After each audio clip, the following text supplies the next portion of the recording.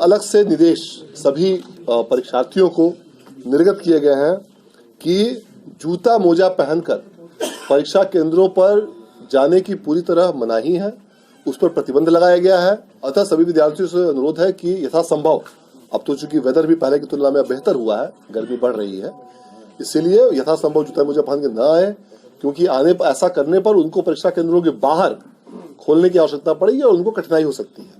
अतः उनसे यह भी अपील की जाती है कि आप कृपया जूते मोजे पहनकर न आए, अन्य प्रकार के स्लीपर्स और चप्पलों का उपयोग करें, ताकि आपको परीक्षा केंद्रों पर किसी प्रकार की कठिनाई नहीं हो सके। सर, रिजल्ट पिछली बार की उनका सहयोग प्राप्त करें, और यदि जितनी संख्या में आवश्यकता हो और कमी यदि हो रही हो तो निश्चित रूप से सहयोग प्राप्त करें।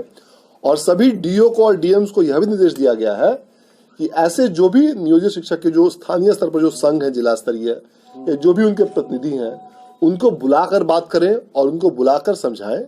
इस तरह से सरकारी कार्य में का बायकॉट करना या सरकारी कार्य में व्यवधान करना यह गैर कानूनी है, और ऐसा करने पर कड़ी कार्रवाई की जा सकती है। अभी तो परीक्षा शुरू ही अभी नहीं हुई है, इसीलिए अभी रिजल्ट के बारे में कुछ भी कहना उचित नहीं होगा। परीक्षा का जब आयोजन हो जाएगा उसके बाद परीक्षा समिति द्वारा मूल्यांकन हेतु आवश्यक कार्रवाई की जाएगी, और जैसे जैसे मूल्यांकन प्रोग्रेस होगा, जैसे जैसे मूल्यांकन कार्य की प्रगति होगी, उसकी समीक्षा करने के उपरांत ही रिजल्ट घोषित करने की तिथि हम लोग निर्धारित करते हुए उसकी घोषणा करेंगे।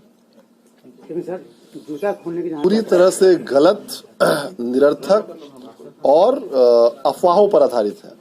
क्वेश्चन लीक होने के बाद पूरी तरह से निराधार, निरर्थक और असत्य है, और ऐसा कुछ असामाजिक तत्व और कुछ वैसे माफिया किस्म के लोग इस प्रकार की गलत अफवाह उड़ाते हैं। पिछले वर्ष का क्वेश्चन पेपर या मॉडल क्वेश्चन पेपर या अन्य किसी भी चीज का फोटोकॉपी उठा के वायरल कर दिया, और जब परीक्षा खत्म होने के बाद जब परीक्षार्थी निकले तो ऐसे सारे क्वेश्चन पेपर फर्जी पाए गए। इसीलिए इस बात पर पुनः एक बार हम परीक्षार्थियों से अपील करना चाहेंगे कि इस प्रकार की गलत, निरर्थक और निराधार बातों पर ध्यान नहीं दें, और जो भी लोग ऐसा कहकर या ऐसी सूचना देकर आपको ठगने का प्रयास करते हैं, उनसे सावधान रहें और उनके विरुद्ध में स्थानीय थाने में एफआईआर दर्ज करें। ऐसे लोगों को गिरफ्तार करके उनको जेल भेजने की कार्रवाई की जाएगी।